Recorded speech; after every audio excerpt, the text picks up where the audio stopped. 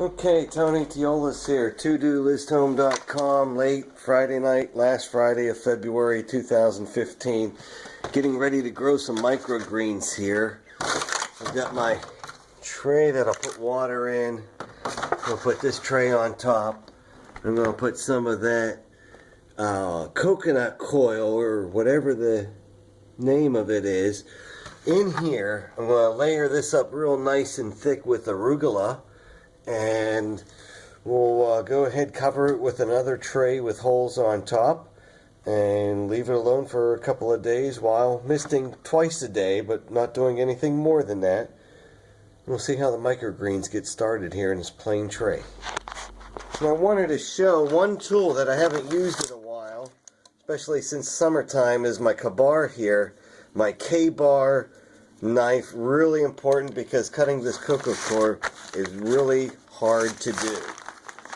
You see, out of about I think this is a 5-pound block, and I just got maybe 2 hands of it for one tray, and this wasn't very expensive at all. I'll put a link to this, the K-bar, the trays, on today's episode as well. Getting started, step 1, growing microgreens at home.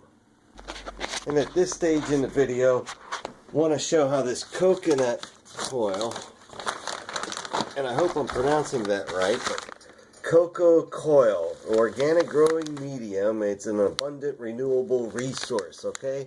Hard to find, but this stuff is absolutely magnificent. So this is made from the husks of coconuts, and you can see here it just crumbles up. I haven't ever used a medium like this. It's sterile. I'm only going to grow arugula right now. This is going to be the first crop of microgreens.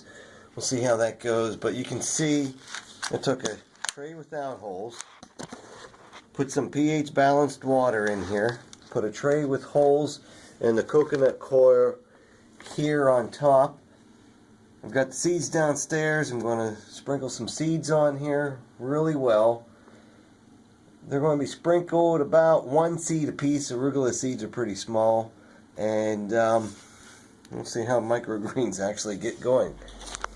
Something else I've been paying attention to this year, after so many years of growing, I'm finally starting to pay attention to the pH level of the water I use. This has become really important for the microgreens, and I'm starting to apply the same idea to the seeds that I start.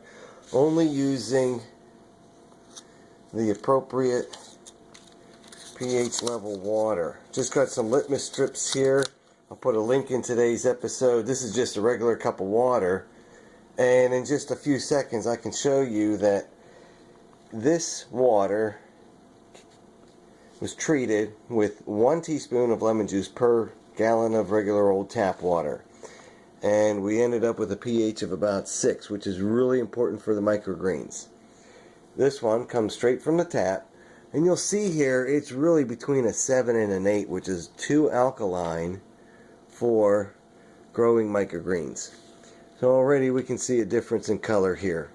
This is really greening up. It'll get a little greener, but I just wanted to emphasize, it's because you've been doing something one way for a long time doesn't mean that's the way to continue doing it too.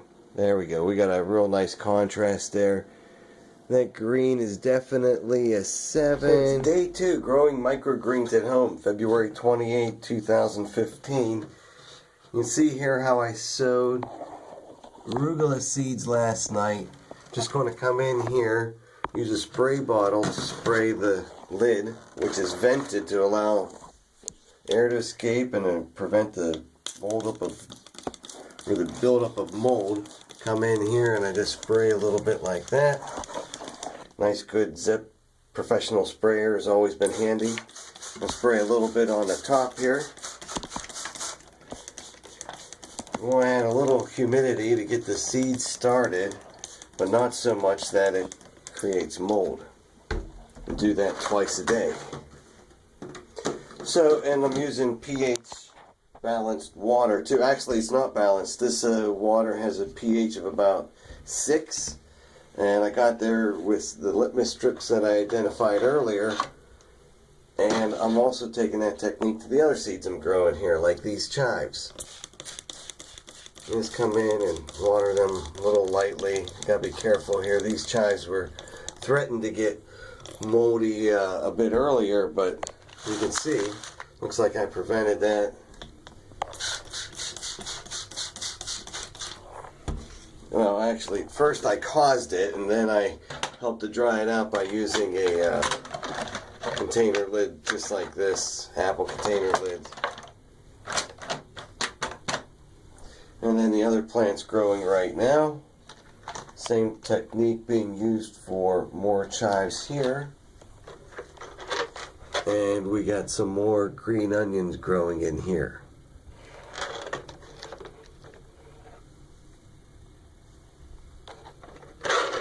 And this is where the parsley is supposed to be growing, so we're keeping our hopes out. Parsley's still going to come. It's been a while.